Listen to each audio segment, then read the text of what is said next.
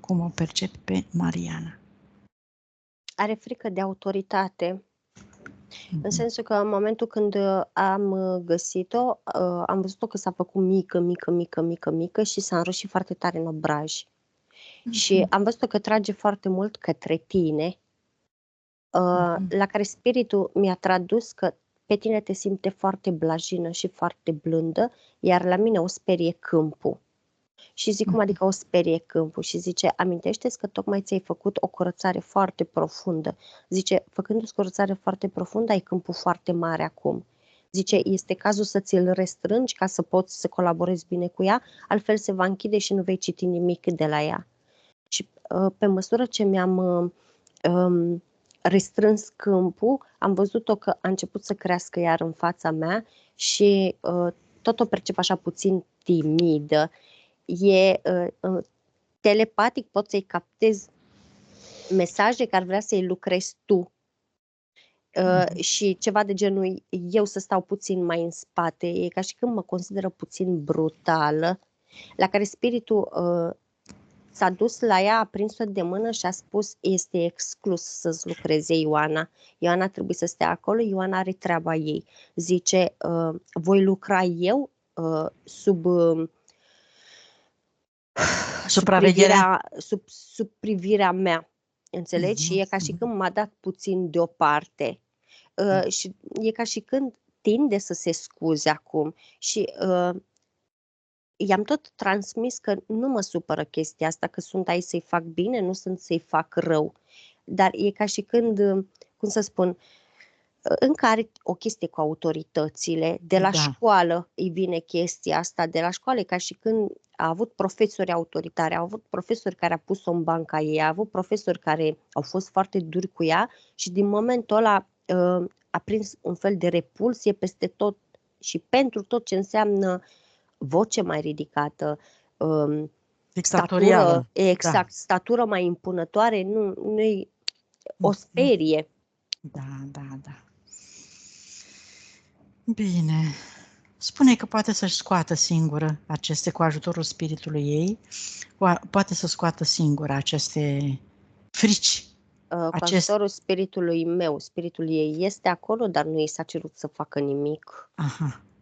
Bun. Atunci îi transmitem și spiritului și sufletului că poate să-și scoată singură aceste emoții prin simpla ei comandă, da?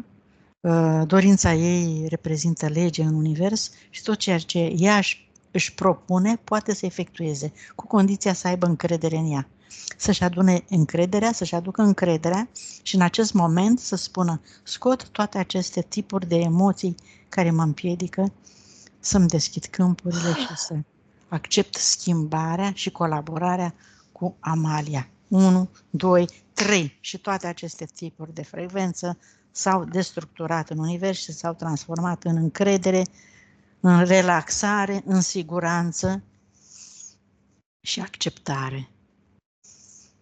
Din cap a scos, din coloană, din coccis foarte mult și din picioare. Predominant piciorul drept am văzut.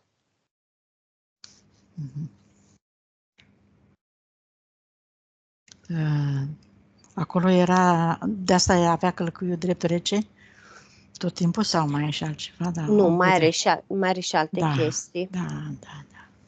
Bun, hai să vedem ce vrea să știe, ce vrea să înțeleagă, ce vrea să schimbe la ea. Mariana, te rog în gândul tău să-ți imaginezi spiritul, cum stai de vorbă cu el și îi spui că îl rogi să colaboreze, pentru că a venit momentul în care tu dorești să ai încredere în el, să îi ceri sprijinul, ajutorul, să colaborați de acum încolo, împreună. Ai înțeles că e singurul care te iubește cu adevărat și te poate ajuta în cunoștință de cauză, conform nevoilor tale, îți va da indicații de acum încolo ce să faci, indicații, inspirație, ce să faci, cum să faci și vrei să te ajute și în această lucrare de astăzi să te curețe, să te elibereze și să facă toate procedurile alături de noi, în colaborare cu noi, pentru că acceptul mentalului tău îl avem, al corpului tău fizic. Doar dacă ai lăsat să se audă asta, nu e nevoie să să te concentrezi foarte tare, Mariana, nu-ți face probleme că s-a auzit informația. A înțeles-o foarte bine. Așa, acceptul să fie al tău, să zici un da hotărât, este suficient. Așa, Maria, spune-ne acum unde te conduce, ce faci, Nu mă ce zici. conduce. Spune că răspunde întrebărilor noastre, întrebărilor ei din fizic, Din fizic. iar spiritul ei ne confirmă. Ne spune că la ea este o chestie simpatică. Și spun cum adică simpatică. Spune că partea subliminală este la fel de timidă ca partea fizică. Iar ele se completează de multe ori foarte bine una pe cealaltă. E ca și când partea subliminală se transpune la propriu comportamental și în fizic, prin timiditate, prin feminitate, prin Delicatețe, da. Exact. Mi-a arătat timbru vocal așa ușor, fluid, drăguț și zic nu trebuie să-i citesc informația ca să-mi dau seama că e pură venusiană, corect? La care el după zice, da, zice, ai reușit să-i descoperi pe ăștia foarte repede, așa? Și zic, da, zic, numai pe ăștia am găsit atât de sensibil în adevăratul sens al cuvântului. Și am perceput că râde atât spiritul cât și ea a început să râdă la faza asta. Și zic, ok, zic, hai să începem cu începutul. Așa. Este într-adevăr venită după Venus, da. În sensul că are 90% ADN venusian, 10% uman. Ca și vieții în ultimul ciclu pe Terra are 686. Este venită să ajute, este venită să îngrijească, este venită să servească umanitatea în mai multe feluri, dar îmi arată mai mult chestia asta de doftorie, de doctorie, de vrăciuire, de... Adică a avut vieți repetate în slujba oamenilor pentru sănătate. Toate viețile a făcut chestia asta, în toate viețile a ajutat, în toate viețile, și dacă n-a făcut doctorie, a ajutat prin alimente, a ajutat prin haine, a ajutat prin absolut, s-a pus în serviciu cetățenilor și a propus total. ea să aibă sarcina asta pe pământ, da? Corect. Dar ea este, deși nu se simte în misiunea sufletului său, ea este total în misiunea sufletului său, doar că nu o înțelege, nu înțelege de ce toți apelează la ea, nu înțelege de ce toți îi cer ajutorul, nu înțelege de ce ea face pentru alții totul bine și perfect și pentru ea nimic. La chestia asta, singura ei greșeală este că uită de ea. Oferă satisfacție celorlalți și nu știe să-și recunoască propriul merit al satisfacției. Parcă e teamă că e păcat să-și recunoască satisfacția, e teamă că intră în ego foarte mult dacă își asumă meritele pentru ceea ce face. E ca și când îi se oferă complimente și ea se blochează, nu știe să le primească, e ca și când le respinge, ceva de genul, dacă primesc merite, e ca și când n-am mai făcut treaba aia bună și ok pentru persoana respectivă. Iar chestiile percep că are o slăbiciune aparte când tratează venusieni, îi recunoaște energetic, ăstora le oferă o îngrijire aparte. Unii dintre ei percep că i-au oferit binecuvântări dogmatice, spune, atât au știut, atât au oferit, iar ea le-a primit. După ce le-a primit și a dat seama că nu trebuia să le primească, a intrat în vinovăție, ca și când automat le-a respins. Tocmai de aceea golul la interior care îl simte, pentru că ea nu-și dă voie să primească mulțumirile celorlalți. Nici bănoase, nici sufletești, nici energetice, nici absolut deloc. Iar, cum să spun, e plină de lipsă de nemulțumire. Nu, m-am exprimat greșit. E plină de lipsă de mulțumire. Da. Acum ai înțeles, Mariana, de ce toată lumea vrea și pretinde ceva de la tine? Pentru că simte în câmpul tău că asta e misiunea ta și vin să ceară. Plus că vom vedea dacă sunt și karmici mulți. Așa, zi, Maria. Zice că toți sunt karmici. Iată. Nu sunt karmici, toți sunt karmici, pentru că asta este misiunea și asta este misiunea ei, asta face și Și a chiar tras dacă mereu după ea. în permanență îi atrage, adică o chestie care o dezavantajează este că formează cordoane energetice cu absolut toți acești pacienți, fie că sunt decedați, fie că sunt vivi, fie că sunt bolnavi, fie cum o fi, și de multe ori are și tente de empat, pentru că ea simte prin cordoanele astea. Pe ea o ajută și o avantajează foarte mult ca tot timpul să respingă cordoanele astea, să le întrerupă, ca să poată să devină centrată, să devină verticală, să devină conștientă că trebuie să-și facă treaba mai bine prin atașament față de ei, nu poate să-și facă treaba bine, ba mai mult de atât, pe unii a susținut energetic, cu energie vitală de la ea. De acolo și stările care le simțea de leșin, ea credea că face căderi de calciu, de acolo și presiunea craniană și la fel ea credea că i s-a ridicat tensiunea, de acolo și lipsa vitaminelor, da, pentru că ea transmite inclusiv minerale și vitamine prin cordoanele astea celorlalți. Le pierde, cum spuneam, prin consum de energie. Da, le transmite. Deci a avut foarte mulți pacienți în care brusc, după ce au stat de vorbă cu ei sau i-au atins, brusc oamenii aceia au adormit. Asta înseamnă că ei s-au simțit imediat foarte bine. Dar după aceea exact, dar după aceea ea a început parcă să se clatine, parcă să vadă în ceață, parcă să respire îngreunat, parcă să aibă atac de panică și nu știa de ce. Dezechilibrele astea nu ne-ai vorbit, Mariana. E adevărat? Te recunoști în descrierile astea? Da, ceva recunosc. Dacă ți aduce aminte, o să te recunoști. Da, sunt empatică. Da, nu știai că din cauza asta te simți slăbită, că dai energie pacienților, fără să-ți dai seama. Da, bine, mai departe. Ce mai poți să ne spui? Trebuie să mă întrebi. Bun. Are contracte, are colaborări în aceste vieți? Câte a făcut ea? 686? Da, bineînțeles. Hai să mergem să chemăm toate entitățile, cu toate contractele, din toate timpurile și spațiile.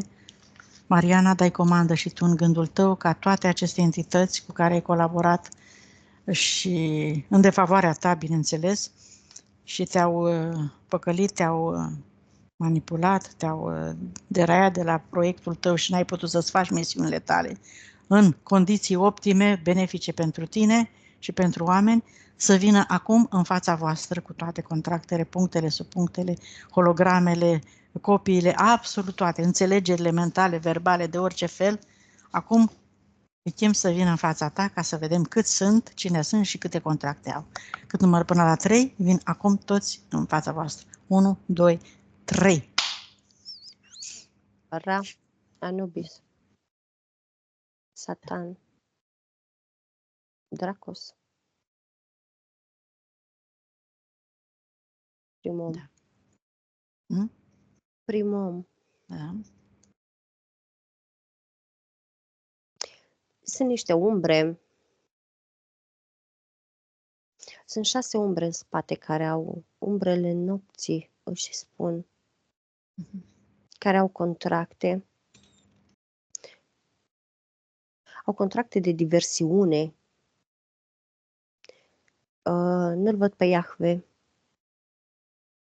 Mai văd niște insectoizi, mai văd niște zeta reticuli, mai văd niște gri.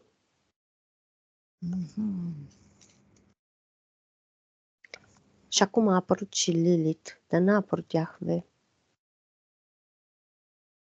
Îmi spune că nu are contracte cu Iahve. Tot ce e dogmă religioasă o regăsesc și îmi confirmă și spiritul ei că este la Satan.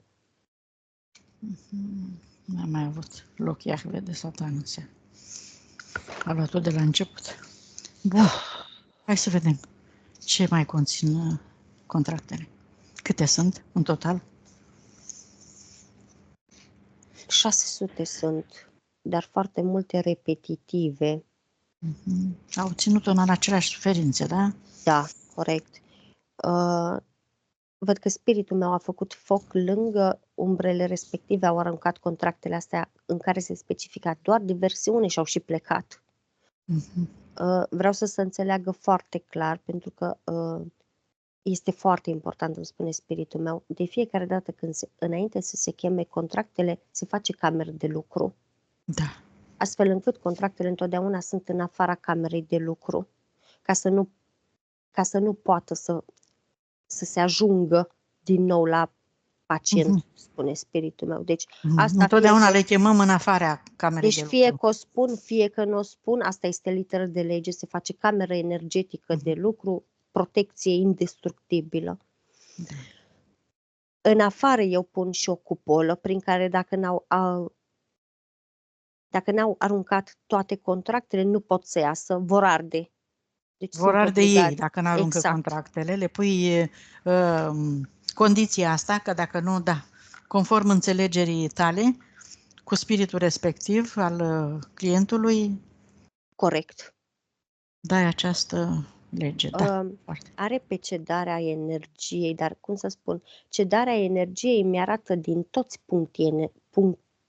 toate punctele ei energetice. Când spun cedarea energiei, deci nu îi pleacă doar dintr-un punct sau dintr-un centru, îi pleacă per total, din toate, inclusiv din organe, pleacă energie. În toate contractele există chestia asta. Are îngenunchiere, are sacrificiu, are nevoia de a se sacrifica, are nevoia de a ajuta, are nevoia de a se pedepsi, are nevoia de a se autopedepsi. Are frică, are presiune, are durere, foarte multă furie, foarte multă mânie, foarte multă vinovăție, iar sacrificiu. Lipsa iubirii, căutarea iubirii, are trădare, are abandon, are insuficiență și când zic insuficiență, când citesc insuficiență, mă duce în câmpul inimii. E ca și când bate în gol câmpul inimii la ea. Are nevoia de a-și umple golul emoțional, nevoia de a-și umple golul afectiv, nevoia de a fi iubită. Are frica de moarte, frica de durere, frica că nu-și găsește scopul, căutarea scopului, aversiune, distanțare, deconectare, depresie, frustrare, angoasă,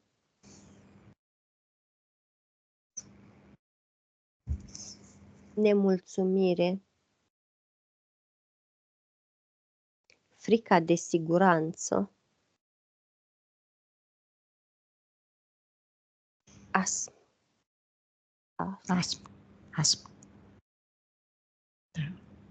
Imposibilitatea de exprimare, ascultare. Când am citit ascultare, am perceput că ea aude foarte bine.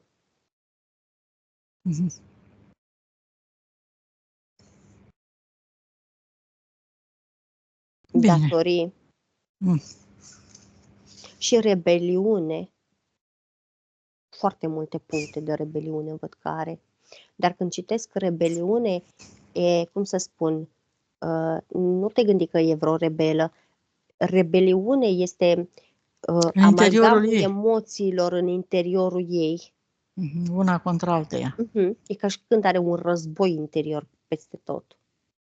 Da. Foarte bine. Hai să faceți un foc purificator, să ardeți toate contractele în totalitate, pentru totdeauna, acum. cu toate aceste programe, Mariana, se ard, dai comandă și tu în interiorul tău că dorești să te eliberezi acum pentru totdeauna de toate aceste energii destructive, pentru totdeauna. Vrei să fii liberă și creatoare și puternică. 1, 2, 3. Și toate contractele acum ard pentru totdeauna în acest foc purificator pe frecvență corespunzătoare. Pentru toate contractele de scoarță în scoarță. Refuzi să mai colaborezi cu ei, refuzi să mai te lași păcălită și manipulată de ei. Și îți propui acum să-ți vezi de misiunea ta în liniște și armonie.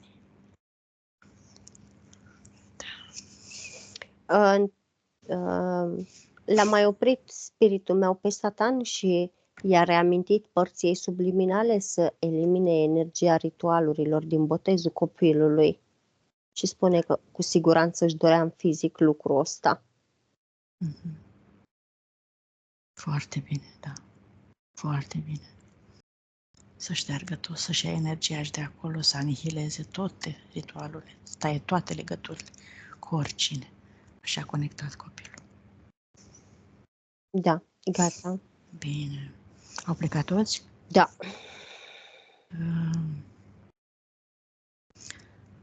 Hai să mergem la scanare, să vedem ce i-au lăsat, ce implanturi, ce programe, ce emoții are de scos.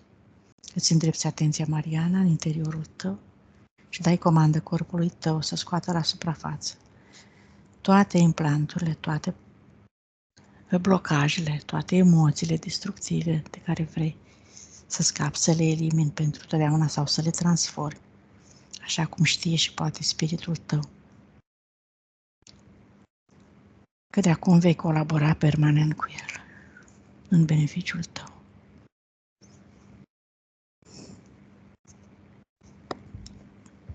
I-a desfăcut sigiliul după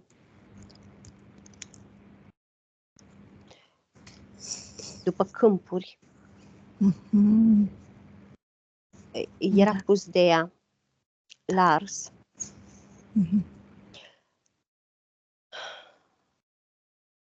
Dezechilibru în chakra gâtului, dezechilibru chakra coroană, dezechilibru total chakra rădăcină, total.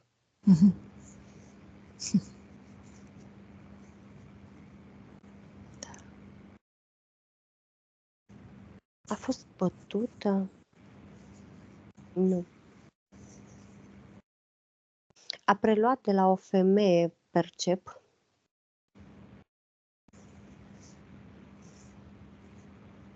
I-a luat puțin din saci, a cărat puțin niște saci pe spate, pe umeri, pe cap. Sora ei cea mare. I-a luat din bagaje emoționale? I-a luat o perioadă și după aceea l-a dat înapoi. De acolo durerea de spate, durerea de umeri, durerea de ceafă și de tâmple.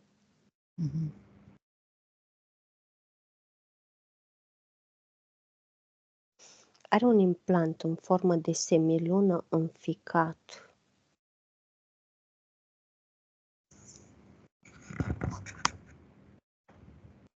Asta o împiedică să simtă mulțumire.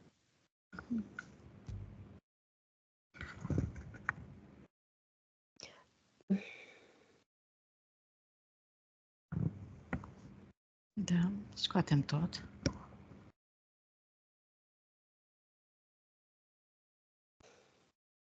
Are o inimă goală.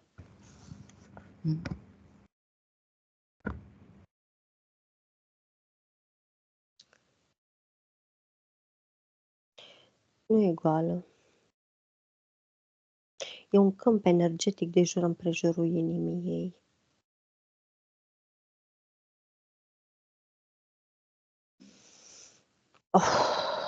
Ei bătea inima foarte tare, ai văzut la început. Încă îi bate inima tare, dar cum să spun, E ca și când inima ei este închisă într-o cameră goală și își aude ecoul ăla. Are rezonanță, da. Mhm. De acolo nu poate, din cauza câmpului ăstuia energetic, nu poate să simtă mulțumirea. În momentul în care spiritul meu i-a scos câmpul ăsta, i-a tăiat efectiv câmpul ăsta cu un laser de lumină și l-a îndepărtat și l-a transformat, da? Mhm. În momentul ăla, parcă i s-a schimbat fața, parcă i s-a schimbat fizionomia, parcă a devenit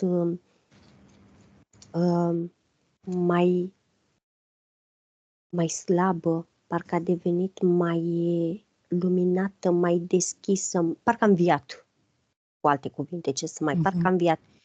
Dar în momentul în care i-am spus, wow, cât ești de frumoasă acum, a început să plângă. Și mi-a arătat în piept că simte un disconfort și zic, oricum mă port cu mănuși cu tine, adică îi vorbesc foarte delicat. Și zic, oricum mă port cu mănuși cu tine ca să nu te sperii și mai mult. La care ea de acolo zice, în momentul când mi-ai spus că sunt frumoasă, zice, mi s-a strâns ceva aici și mi-arată în piept, știi? În sensul că fiind gol, emoționalul, câmpul inimii ei fiind gol de absolut tot, în momentul când s-a așezat sentimentul ăsta de compliment frumos, i-a provocat un disconfort enorm încât a început să plângă. Că nu era obișnuit frecvența asta. Cu cât îi spun, dar ești foarte frumoasă, cu atât începe să plângă și mai în hohote. E ca și când plângem noi de fericire, dar ea nu înțelege ce înseamnă fericirea asta. Ea doar simte nevoia să plângă, că e o schimbare. Sunt curioasă, Mariana, dacă ai perceput ceva în momentul în care ți-a scos câmpul și cum ești acum. Plâng în momentul ăsta. Plâng și în fizic. Am înțeles. Dar ai simțit în inimă, s-a oprit zbuciumul ăla pe care l-aveai? Da, S-a diminuat? Sau? S-a diminuat. Eu simțeam pe partea stângă, când dormeam, inima că îmi bătea în ureche. Era ecou. Era ecou inimii. Da. Bun. Deci ai simțit când s-a schimbat ceva acolo, în zona inimii? Simt calm, liniște. Foarte bine, Mariana. Hai să continuăm, Maria, să-i regleze energia acolo la nivelul inimii și apoi mergeți mai departe. Nu-i reglează acum. E ca și când... O lasă să se acomodeze. Nu, o lasă să simtă sentimentul ăsta, pentru că este un sentiment frumos. Și nou pentru ea. Exact. Și, cum să spun, în momentul ăla am perceput că a început să-i facă complimente și spiritul meu și spiritul ei. Și, cum să spun, e ca și... nu știu cum să-ți explic. Este ca și cum niște energii se așează acolo, parcă se umple golul ăla, parcă e ca și când formează așa o pelicolă, parcă se umple inima aia, știi? Parcă devine așa, arată cam ca o apă foarte sclipitoare, foarte lucitoare, știi? Ce frumos! Între timp îi scoate niște larve din stomac, din sânul drept, după coloană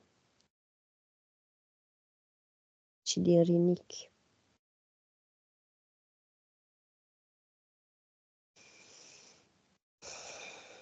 Văd că îi deblochează meridianul bilei și meridianul ficatului.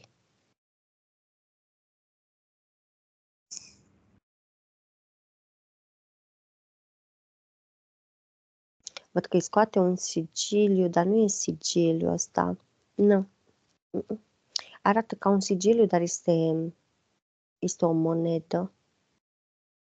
Este o monedă cu un desen 3D ieșit în relief în formă de cruce. Oh, da. Deci fii atentă, îi blochează informația care o captează prin apă.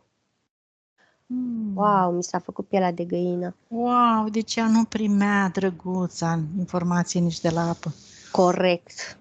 Corect. care e dătătoare de viață. Mhm. Afară, zice.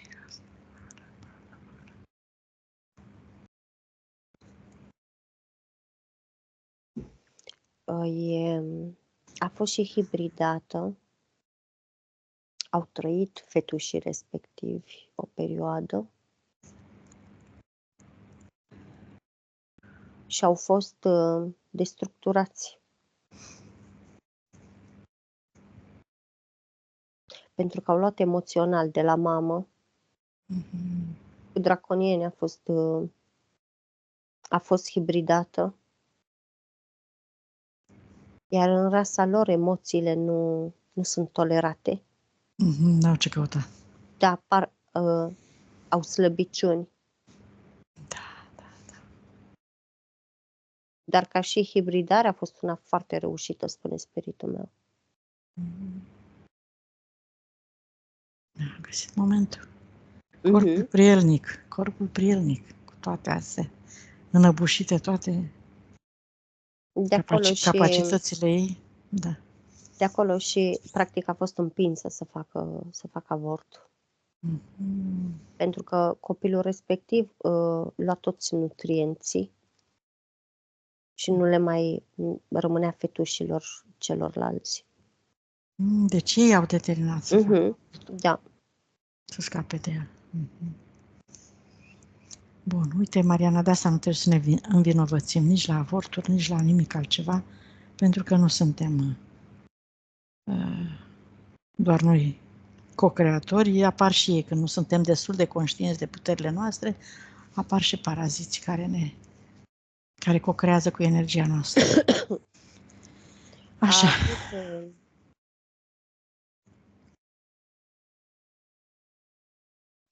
A avut niște elementali care s-au stabilit o perioadă și s-au hrănit din chakra ei sacrală. Mhm. Sunt doar amprentele, nu-i mai percep acolo. A avut un moment de fluctuație vibrațională, iar chestia asta i-a îndepărtat.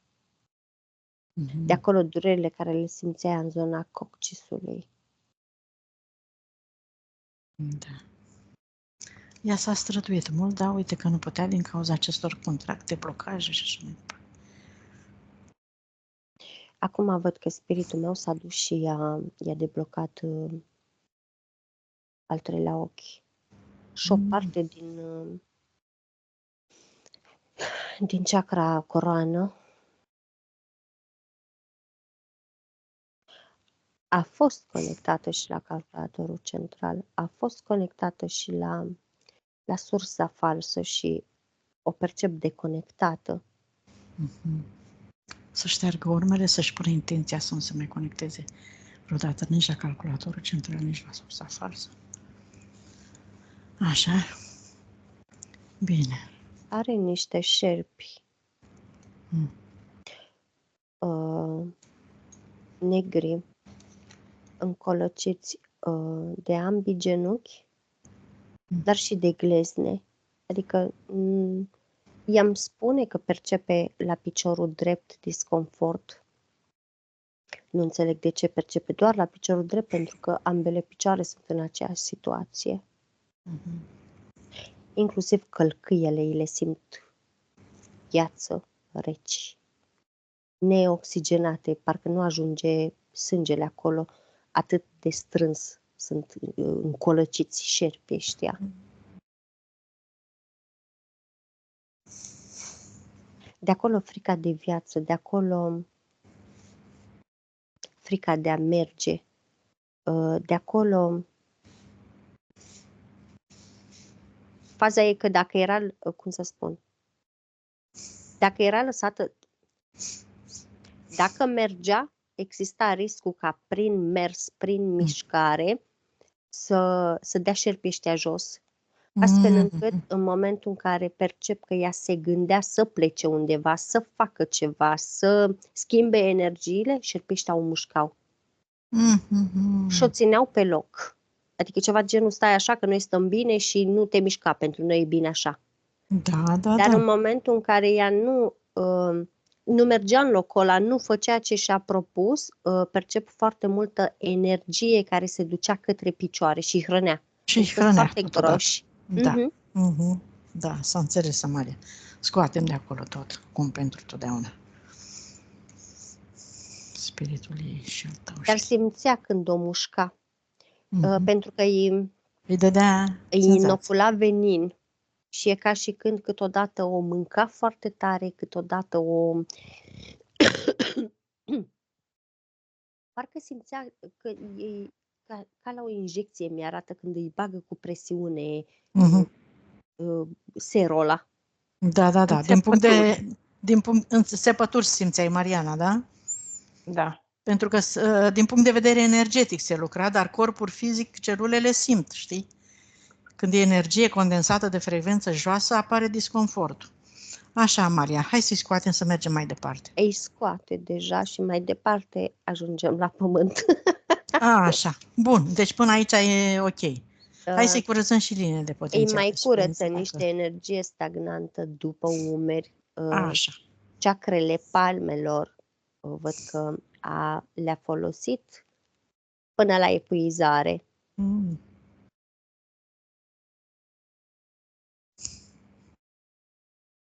Da.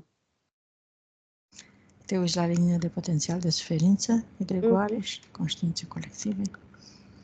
Are și astrale Pe inferioare. stagnare. Da. Are foarte multe linii. Pe stagnare, pe stagnare, pe stagnare, pe imposibilitatea de a merge, văd. Pe imposibilitatea de regăsire, pe deconectare, are foarte, foarte multe linii. Adică, stai așa. Are 1021 de linii de potențial negativ. Am vrut să le număr, dar nu cred că știam să număr atât și am cerut numărul exact. Nu mi s-a arătat, dar mi l-a spus spiritul meu.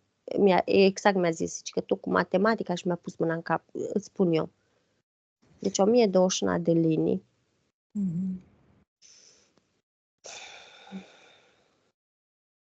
Da. Egregoare foarte puternice. Foarte puternice conexiune la egregoare. Și zic, dar nu s-a deconectat? Și a spus că n-a putut să se deconecteze, deși ea vroia să se deconecteze. Adică spunea chestia asta, dar nu o simțea. Și zice, ok, zice, este importantă intenția, dar este importantă emoția care o simți când pui intenția. Da. Iar ea când trebuia să simte emoția, pe lângă faptul că nu putea să simte că era goală în interior, N-avea cum, da.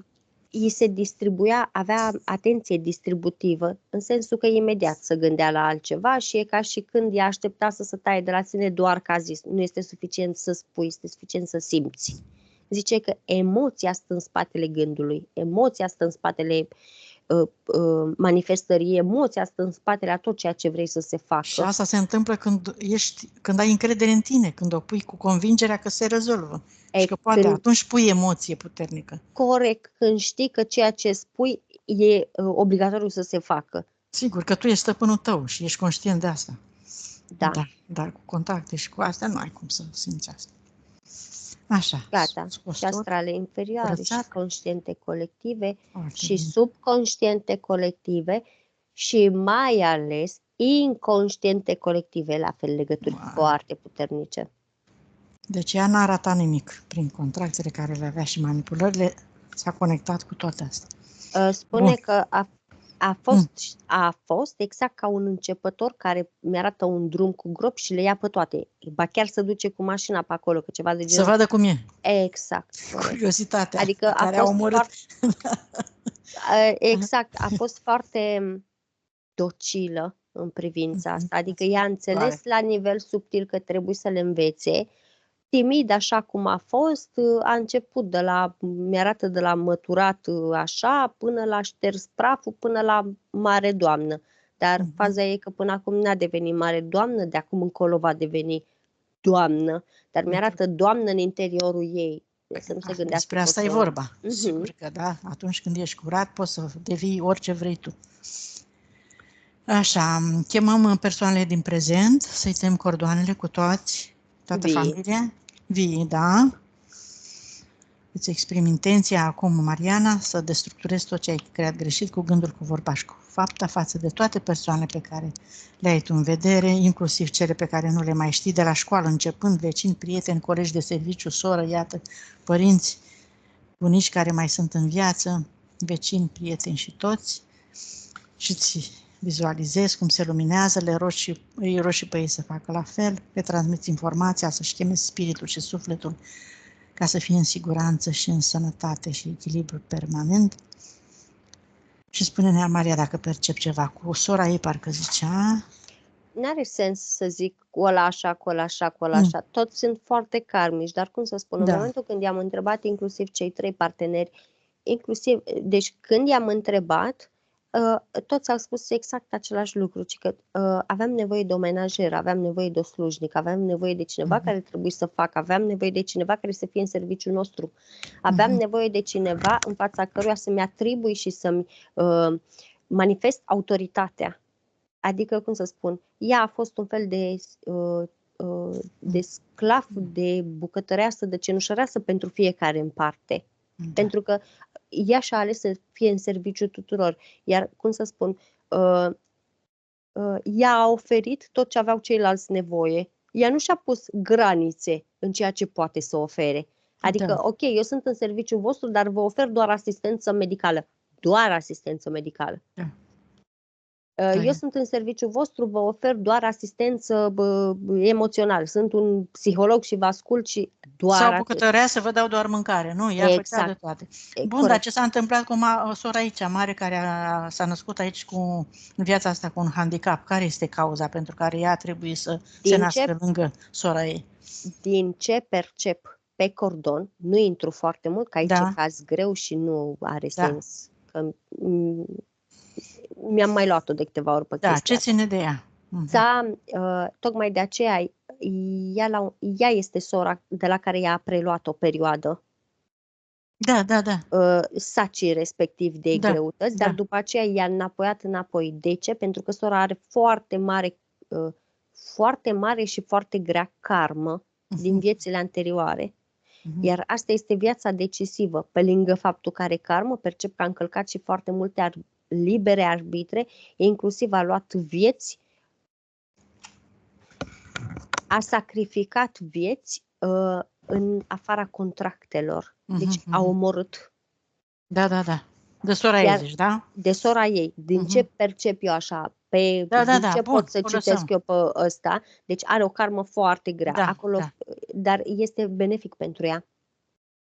Pentru Mariana e benefic pentru că să înțeleagă că... Nu, este benefic pentru sora ei faptul că are handicapul ăsta. Ea în subtil s-a oferit să o ajute, dar în momentul când a văzut că îi face rău, i-a aruncat sacii înapoi. Lasă-o să-și facă lecția, să-și învețe. Corect.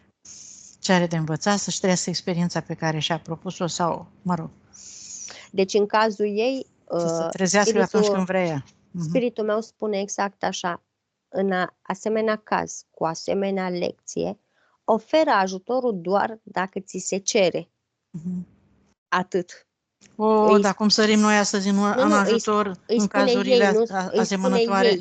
Deci în cazul ei este valabil. Exact. Acum se fac atâtea fapte benefice pentru cei cu handicap, că nu poți să-i lași așa, sigur, au nevoie de ajutor, de cer sau nu cer, poate știu sau nu știu să ceară. Oamenii cu suflet mare și frumos nu-i pot lăsa să-și învețe lecțiile, cum zicem noi, știi?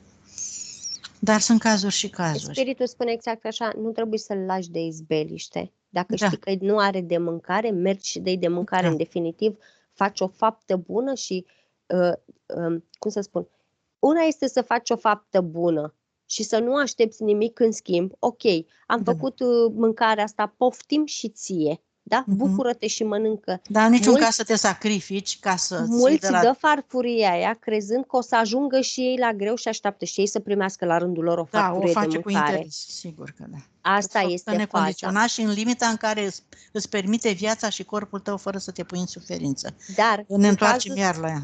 Da. În cazul surorii ei este puțin diferit, pentru că familia tinde să facă pentru ea ce crede familia că e bine pentru ea. Nu o lasă să-și exprime părerea, nu o lasă să-și exprime punctul de vedere, astfel încât îi se încalcă foarte mult liberul arbitru, percep.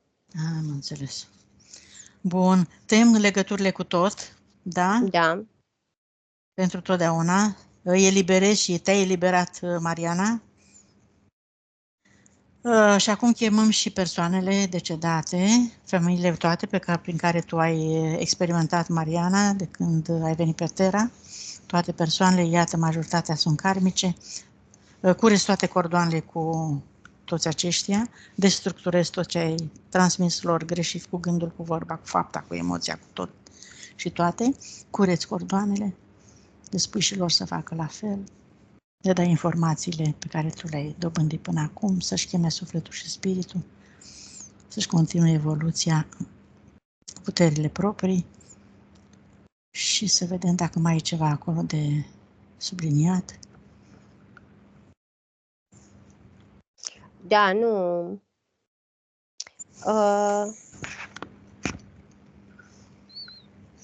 M-am uitat pe programe. Are programe luate foarte, foarte multe ea, dar în schimb tot ce a fost karmă grea e... Mama ei mi-a arătat că i-a aruncat către sora cea mare. Sora cea mare s-a sacrificat. Ghilimele s-a sacrificat. A fost păcălită să le ia pe toate. Asta a preluat. Nu aș spune că e păcăleală. Prin contracte, nu știu, prin contracte, într-un fel sau altul. Un procent, un oarecare procent. A luat-o în cunoștință de cauză, le-a luat? Da, nu este... Deci e un caz chiar special în cazul Nu vorbim de... Ți-am spus, a luat vieți omenești. Da, nu erau prevăzute în contract cu oamenii respectiv o să-ți iau. Pur și simplu a avut i s-a urcat puterea la cap. Iar chestia asta, cum să nu-ți trebuie contract, nu-ți trebuie absolut nimic. Pur și simplu preiei de acolo, duci mai departe. Știi? Da, iată, mai sunt și cauze. Când faci rău în cunoștință de cauză ca să experimentezi tu și te mirce, da? Corect. Bine, hai, am înțeles. O lăsăm. Tăiem cordoanele, dacă nu mai e și altceva. Le-a tăiat deja. Pentru totdeauna. Conexiunea cu energia pură a Pământului, Mariana. Îți imaginezi din centrul tălpilor tale 2 fascicule de energie pură care cresc, se adâncesc în centrul Pământului și se conectează cu energia pură a Pământului, cu mulțumire, iubire, recunoștință și te vizualizezi ca fiind un canal de energie pură între centrul Pământului și centrul capului tău și te umpli cu această frecvență în toate câmpurile și celulele tale și îți regăsești toate ceacrele, toți centrii energetici. Și din centrul capului, un alt fascicul de energie, în jurul tău, caută energia, frecvența energiei sursei și conștiinței universale, energia pură a sursei adevărate. Îți cauți matricea originală cu toate valorile tale, te întorci înapoi și le integrezi cu actualele tale valori și energia sufletului. Amplifici astfel toate calitățile, capacitățile tale, voința ta, puterea ta, iubirea de sine, încrederea în tine, libertatea pe care o ai și toate celelalte valori. Și îți activezi memoriile toate și puterea inimii, așa cum era inima ta când ai plecat din sursă, curată, pură, puternică și iubitoare. Accepți și integrezi energia masculină cu energia feminină. Și integrezi cele 3 părți, suflet, spirit, minte, în inimă. Și dai comanda acum să se elimine toate programele benefice pe care le ai și pe care mai ești pregătită să le elimini acum, Mariana, toate programele care te-au blocat, în ritmul în care corpul tău poate și acceptă să le elimine, fără a te bulversa. Și vezi dacă scoate ceva de acum. Vezi rezistența la schimbare dacă o scoate.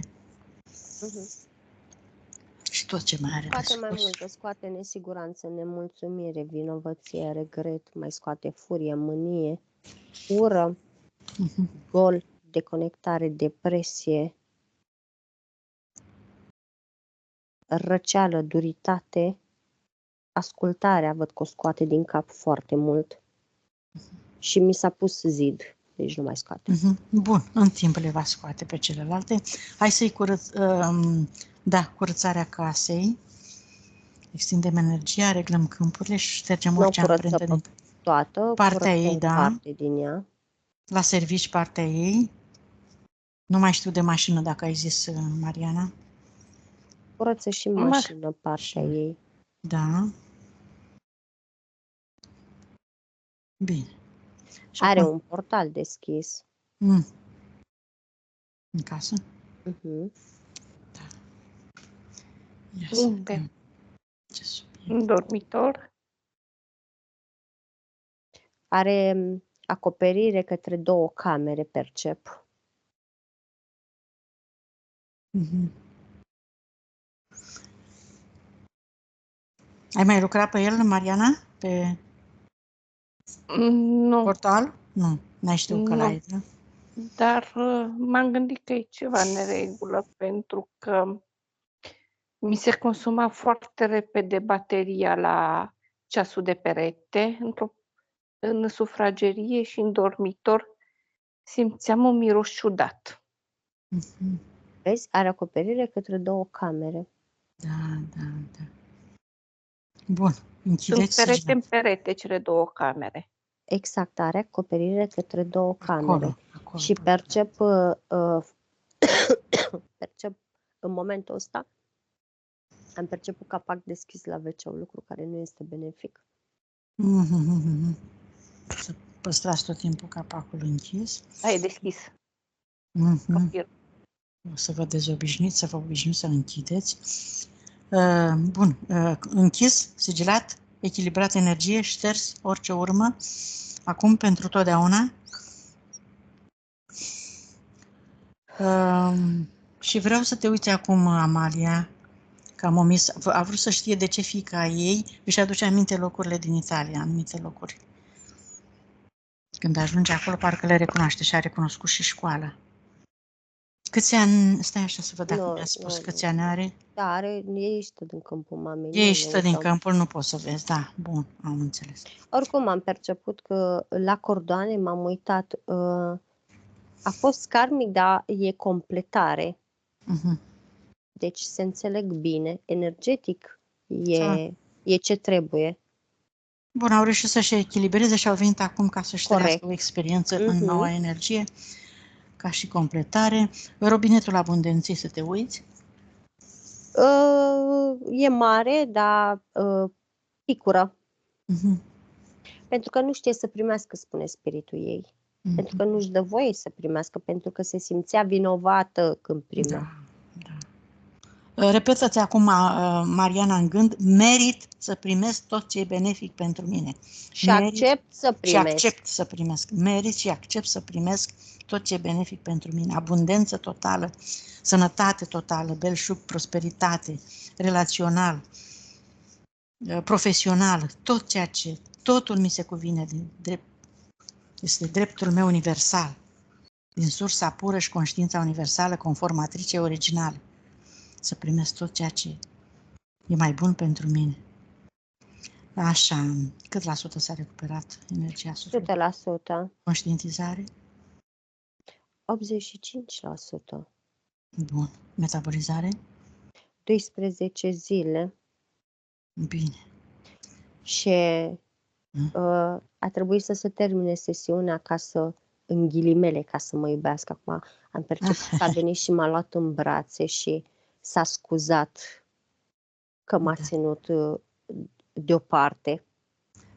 Să nu cumva să strecoare vinovăția. Mariana, ai înțeles care a fost cauza pentru care tu te comportai așa? Erau contractele, manipulările, programele pe care le aveai în tine și așa mai departe. Comportamentul, am tot spus mereu ca și concluzie la sesiunile în tot ce găsește Amalia, comportamentul nostru este dat de contractele și programele și implanturile puse de entități. Da, ea avea frica de autorități și pe mine m-a perceput ca pe o autoritate. Exact. Iată, și de data asta s-a confirmat tot ce spunem noi mereu.